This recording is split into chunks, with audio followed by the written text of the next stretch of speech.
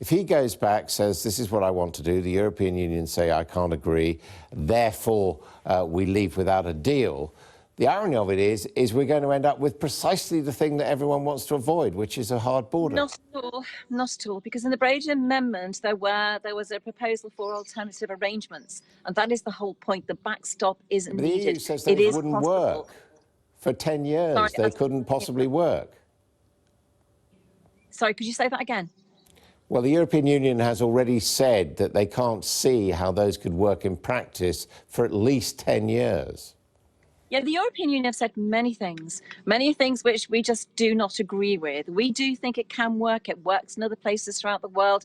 It's something which with today's technology can be sorted. And so, you know, it just isn't acceptable to say it cannot work. Can't isn't a word that really has a place in these negotiations. The alternative arrangements have been completely studied by members of Parliament on both the Remain and the Leave side of the argument. And in Parliament came to an agreement, and that passed. That was the one motion that did pass in Parliament. Knowing that he has... Can you just say, you say it works in many places around the world. Could you give us some examples of where it works in many places around the world, where you have different trading and political blocs without a border? There is no Irish-UK situation anywhere else in the world. That is unique.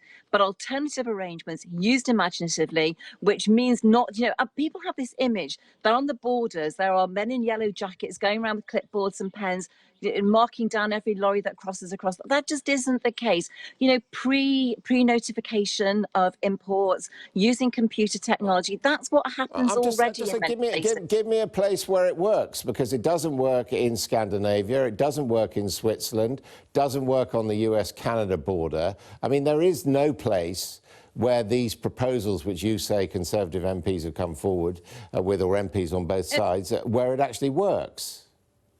And as I've said to you, Northern Ireland, the UK, that is a unique situation, and we would make it work.